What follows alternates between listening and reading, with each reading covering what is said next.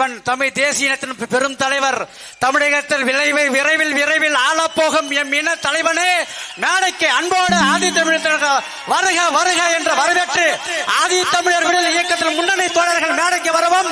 ஆதித்தமிழர் விடுதலை இயக்கத்தின் சார்பாக அண்ணன் பொதுச் செயலாளர் அவர்கள் நினைவு பரிசு வழங்கிட இயக்கத்துடைய முன்னணி தோழர்கள் மேடைக்கு அன்போடு அழைக்கின்றோம். அன்பு அண்ணன் அவர்களுக்கு இந்த விழாவின் சார்பாகவும் விழா குழுவரின் சார்பாகவும் அன்பு அண்ணன் அவர்களுக்கு நினைவு பரிசு வழங்கி நாங்கள் பாராட்டுகிறோம், வாழ்த்துகிறோம். விரைவில் நாம் இந்த மண்ணை ஆளுவோம் என்பதை இந்த கூட்டத்தின் வாயிலாக நாம் உறுதியேற்கிறோம் என்று சொல்லி வாய்ப்புக்கு நன்றி கூறி விடைபெறுகிறோம். இதோ அண்ணன் உங்களிடத்திலே.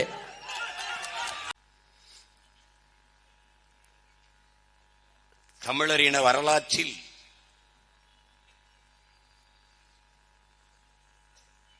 அறிவு மரபு என்பது நீண்ட நெடிய தொடர்பை கொண்டது, வரலாற்று தடத்தை கொண்டது.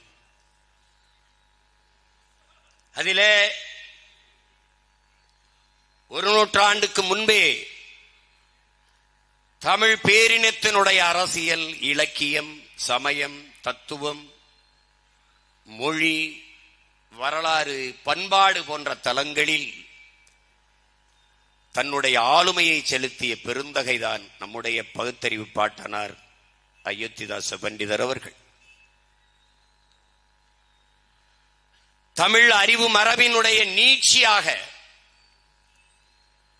அதன் தொடர்ச்சியாக வந்தவர் நம்முடைய பாட்டனார்.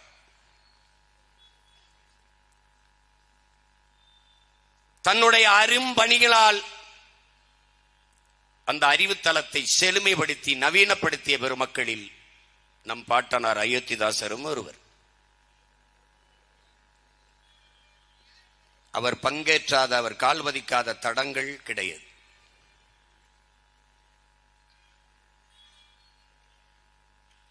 இங்கே முற்போக்கு, சமூக சீர்திருத்தம், பெண்ணிய உரிமை, சாதிய ஒழிப்பு, சமூக நீதி என்றெல்லாம் பேசுபவர்களுக்கு மிக மிக மிக முன்னத்தி முன் தடம் நம்முடைய பெருமைமிக்க பாட்டனார் அயோத்திதாச பண்டிதர்.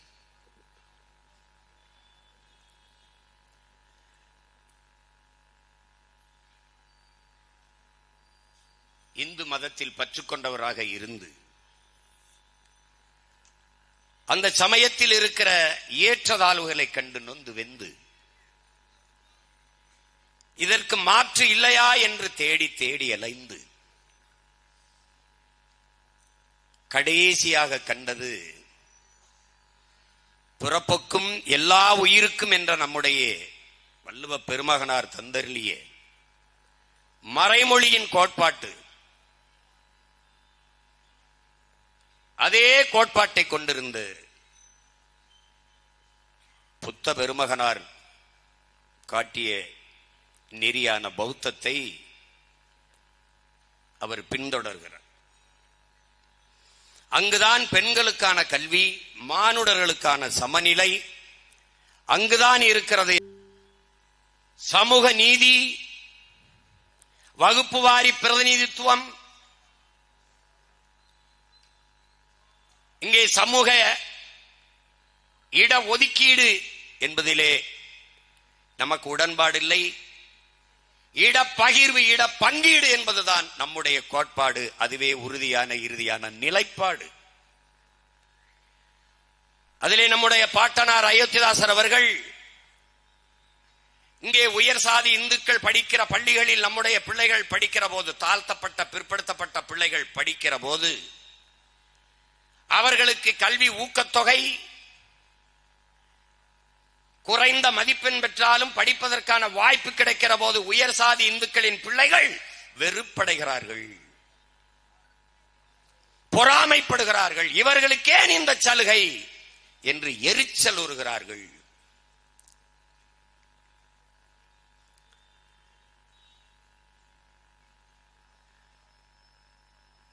எல்லோருக்கும் உண்டானது எல்லோருக்கும் சமமாக, எல்லோருக்கும் சமமாக சமத்துவமாக கொடுத்து விட்டால் இந்த சாதி ஒழிந்துவிடும் என்று பேசத் தொடங்குகிறார்கள்.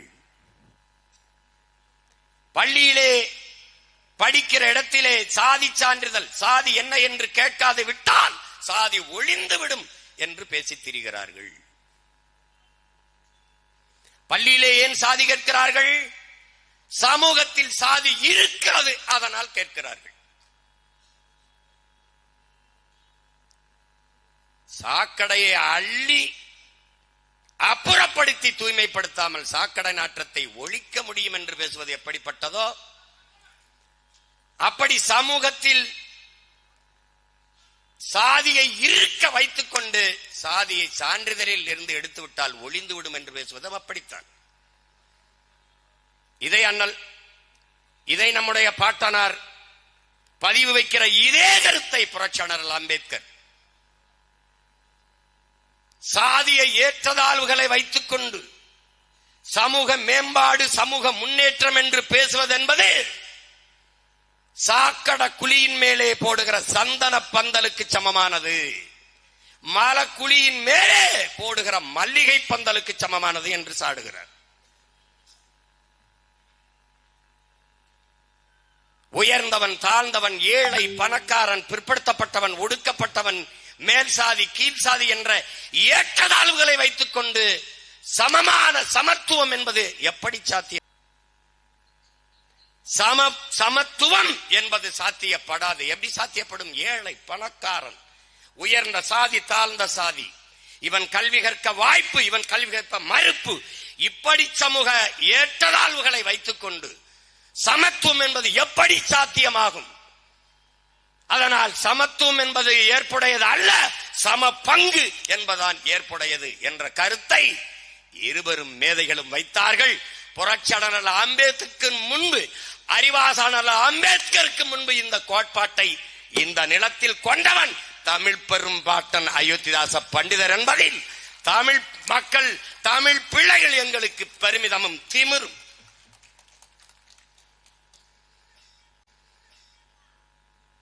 அவன் ஆகச் சிறந்த கல்வியாளன், உலகத்தின் தலை சிறந்த கல்வியாளன். நம் பாட்டன் அனுபவ அறிவை பெற்ற அறிஞன். கோட்பாடு ஒன்றுதான்.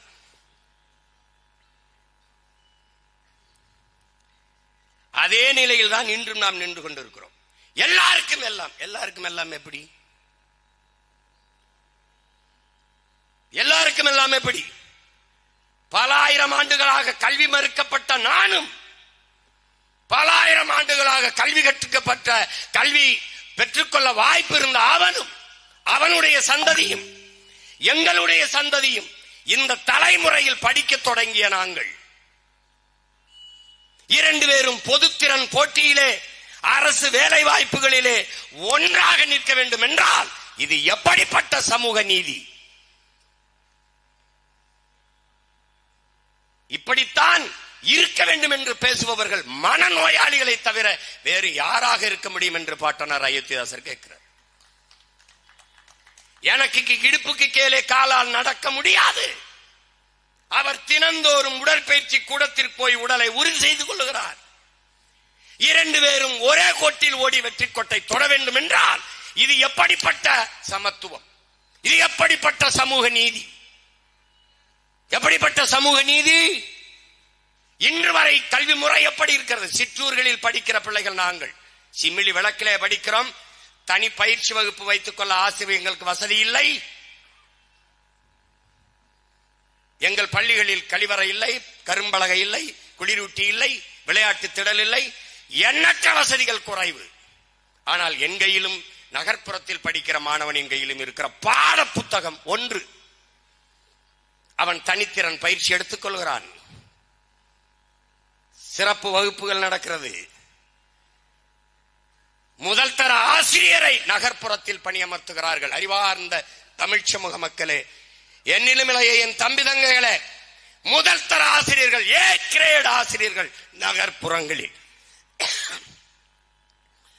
பி கிரேட், சி கிரேட், இரண்டாம் தர, மூன்றாம் தர ஆசிரியர் பெருமக்கள் சிற்றூர்களில்.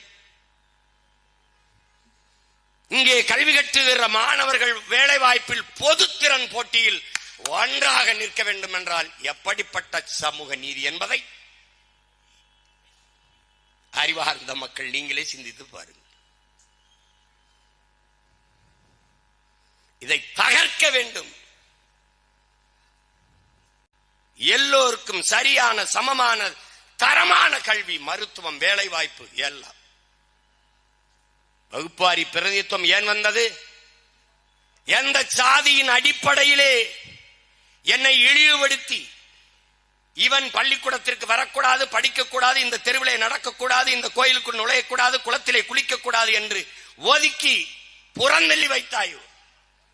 கல்வி, வேலை வாய்ப்பு, அரசியல் அதிகாரத்தில் வாய்ப்பு நிராகரிக்கப்பட்டதோ?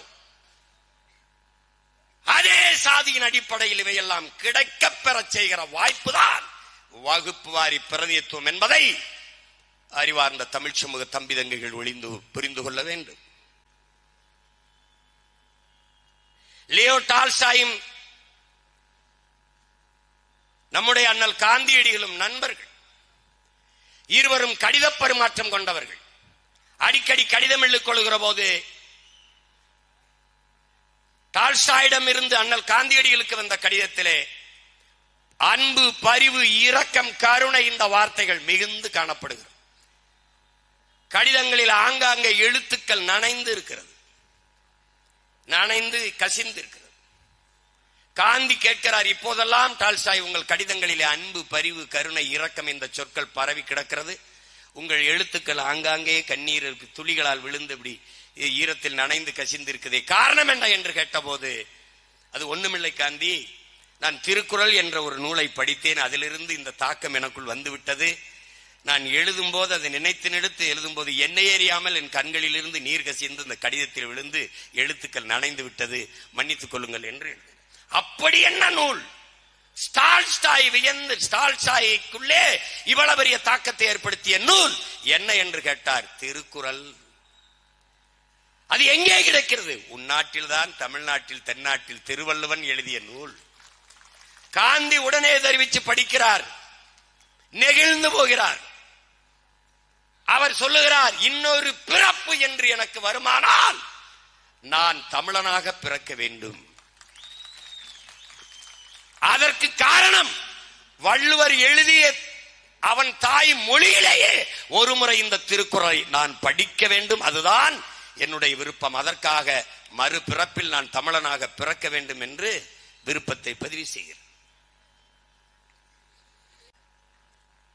நம்முடைய இறை திருமான் 2 அடியில் உலகத்தை அளந்தான்.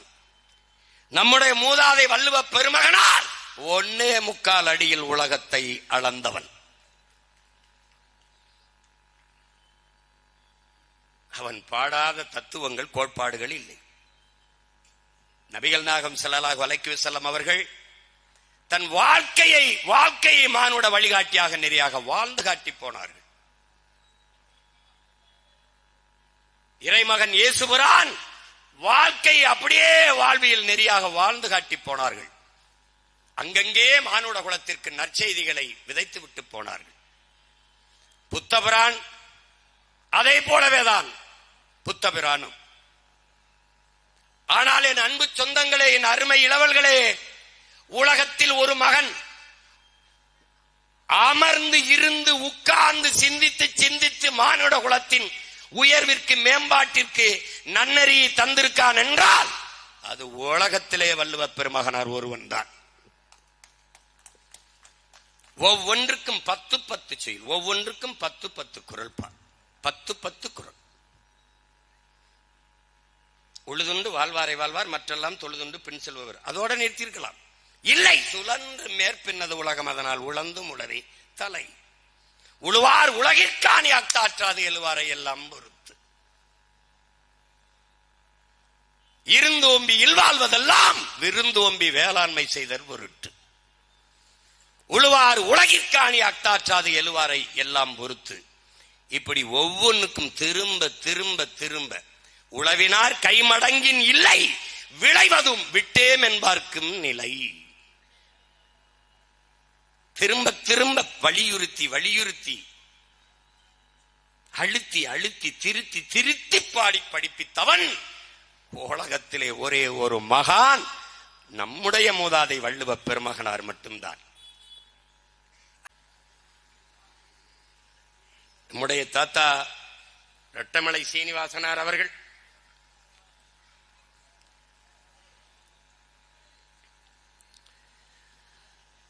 இந்த நிலத்திலே, இந்த நாட்டிலே தொல்குடி தமிழ் பறையர்கள் தான். தொல்குடி மக்கள் தமிழ் பறையர்கள் தான்.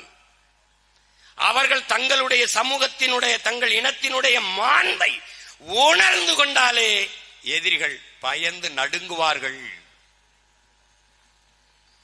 அறத்திலும் வீரத்திலும் சிறந்த அடையாளங்களாக வாழ்ந்தவர்கள் பறையர்கள், ஆட்சியாளர்கள் அவர்கள். பறையர் என்ற சொல் இழி சொல் என்று கருதி பயந்து அஞ்சி சாதிய இழிவு, தீண்டாமை, கொடுமைக்கு ஆட்பட்டு வாழாது வீரத்தோடு நிமிர்ந்து சாதிய இழிவை ஒழித்து மறுமலர்ச்சி ஏற்படுவதற்கு அரும்பாட ஆட்ட வேண்டும் என்றால் நம்முடைய தாத்தா ரெட்டமலை சீனிவாசனின் வாழ்க்கை வரலாறு ஒரு வழித்தடம் என்பதை என் தம்பி தங்கைகள் புரிந்து கொள்ள வேண்டும். 1860 இங்கே காணொளியில் காட்டப்பட்டது போல செங்கல்பட்டு மாவட்டத்திலே பிறந்து கல்வி கற்க தடை, தீண்டாமை, கொடுமை, சாதிய இழிவு. கோவையிலே படிக்கிற போது 400 பேர்களில் 10 பேர் தான் பிற சமூகத்தினர். 400 பேர் முழுக்க 10 பேரை தவிர மீதி எல்லாம் பிராமணர்கள்.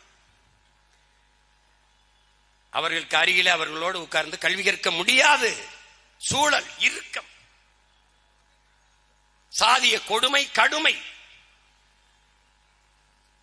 அப்போது சாதி என்ன என்று கேட்டு பழகுகிற பழக்கம். சாதி என்ன என்று, நம் சாதி என்னவென்று தெரிந்து விடுவார்கள். தெரிந்து விட்டால் நம்ம இழிவாக நடத்துவார்கள் என்று அவர்களோடு கிட்டவே நம்முடைய தாத்தா நெருங்குவதில்லை என்கிற. பள்ளிக்கூடம் கூடிய பிறகு போவேன், பள்ளிக்கூடம் முடிக்கிற மணி அடித்து உடனே வேக வேகமாக நடந்து சென்று விடுவேன். எல்லோரும் விளையாடுவார்கள் திடலில், அவர்களோடு சேர்ந்து விளையாட வேண்டும் என்று எனக்கு பேரார்வம் இருக்கும். ஆனால் அவர்களோடு சேர்ந்து விளையாட முடியாத அந்த நேரம் மனது தாங்க முடியாத வலியை கொடுக்கும் என்கிறார். தாத்தா தாங்கி நின்ற வலியில் பிறந்த பிள்ளைகள் நாம்.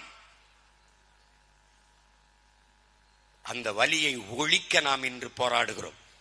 அதற்கு நம்மிடத்திலே இருக்கிற ஒரே கருவி நாங்கள் தமிழர்கள் என்கிற நிமிர்வுதான்.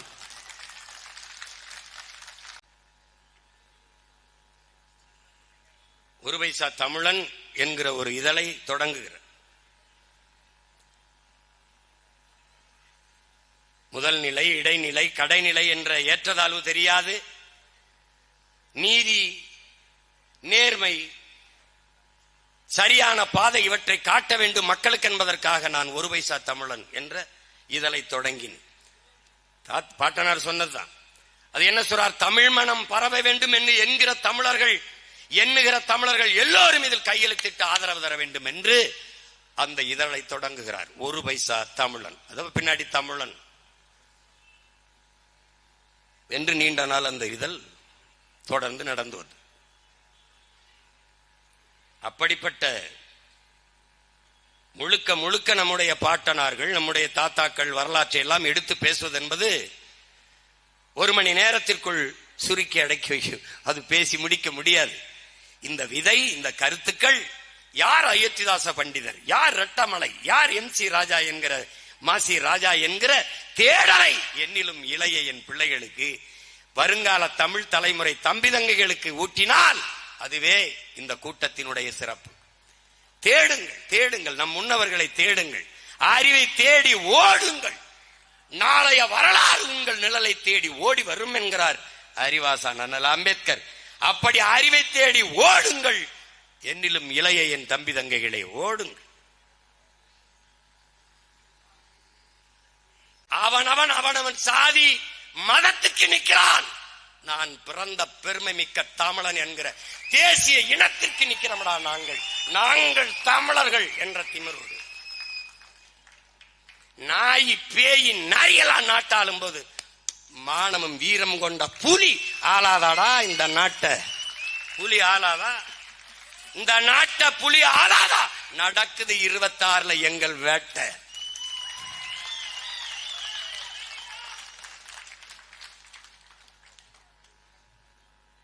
நீ காசு வாங்காம போடு ஓட்ட.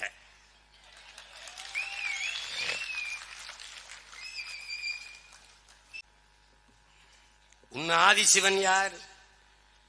நீ மதித்து வணங்குகிற இறை சிவன் யார்? சிவன் யார்?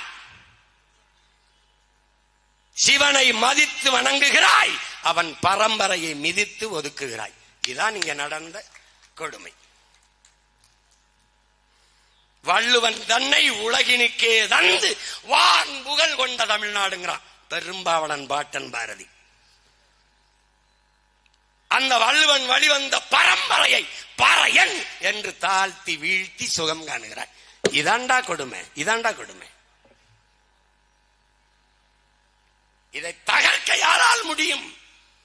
தமிழ் பேரினத்தின் பெருந்தீ பிரபாகரன் என்ற பெரும் நெருப்பால் முடியும். அவனுடைய மகன் சீமான், அவனுடைய பிள்ளைகள், அவன் உயிர் தம்பி தங்கைகளால் தான் இதை சாத்தியப்படுத்த முடியும்.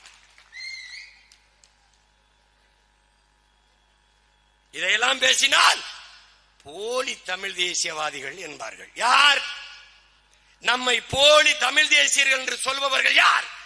சில கூலி திராவிடர்கள்.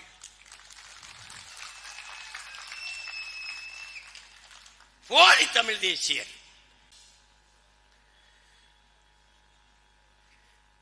நம்முடைய தாத்தா மாசி ராஜா அவர்கள்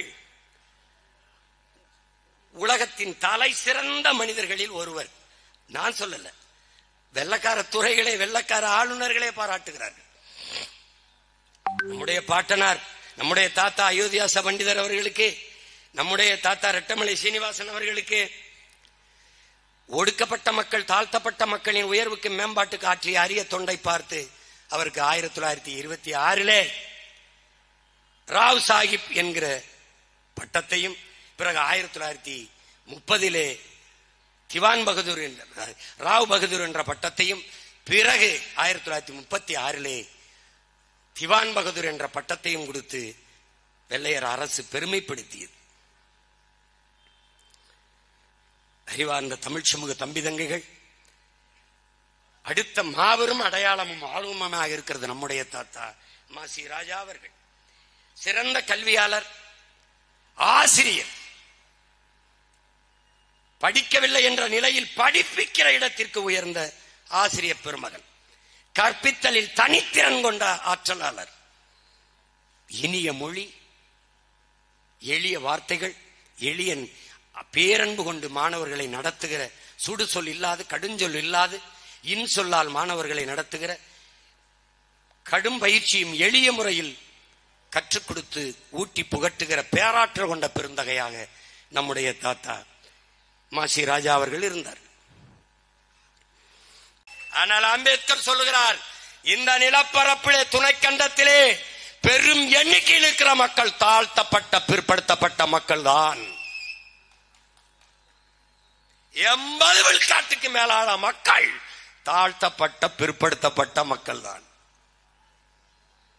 இந்த மக்கள் இரு சமூக மக்களின் தேவை ஒன்றுதான், வெவ்வேறு இல்லை, ஒன்றுதான்.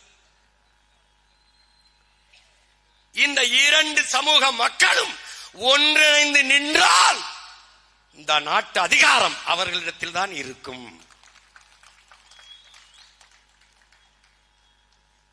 ஆனால் இவர்கள் நிற்பதில்லை, அதுதான் கெடுவாய்ப்பு. தாழ்த்தப்பட்ட மக்களிடத்திலே, தாழ்த்தப்பட்ட மக்களோடு ஒடுக்கப்பட்ட பிற்படுத்தப்பட்ட மக்கள் இணைந்து நின்றால் தாழ்த்தப்பட்ட மக்களின் சமூக நிலை, அவர்களுக்கு ஏற்பட்ட தாழ் நிலை தன் சாதி சமூகத்துக்கும் வந்துவிடுமோ என்று அஞ்சி இவர்கள் இணைய மறுக்கிறார்கள். நான் சொல்லல, அறிவாசான அம்பேத்கர். எல்லாம் கவனிச்சுக்கணும். ஆனால் நீங்கள் செய்ய வேண்டியது என்ன சொல்றாரு? யாருக்கு சொல்றாரு? எனக்கிட்ட, உங்ககிட்ட, நம்ம முன்னாடி உட்கார்ந்து ஒவ்வொருத்தரும் என்ன சொல்றாரு? நீங்கள் செய்ய வேண்டியது, வயது வந்த எல்லோருக்கும் வாக்குரிமை வந்துவிட்ட பிறகு இந்த நாட்டை ஆள்கிற அதிகாரம் அதற்கான வாய்ப்பு அவர்களுக்கு வந்துவிட்ட பிறகு, ஆள்கிற உரிமை அவர்களுக்கு வந்துவிட்ட பிறகு ஒன்றிணைய தயக்கம் ஏன்? நீங்கள் செய்ய வேண்டியது பிற்படுத்தப்பட்ட தாழ்த்தப்பட்ட மக்களை ஒன்றிணைக்க வேண்டியதுதான் என்கிறார். அதைத்தான் உங்கள் பிள்ளைகள் செய்து கொண்டிருக்கிறோம். எங்கே ஆதி தமிழன் விடுதலை இல்லாது மீதி தமிழன் விடுதலை வெல்லாது எந்திரான்.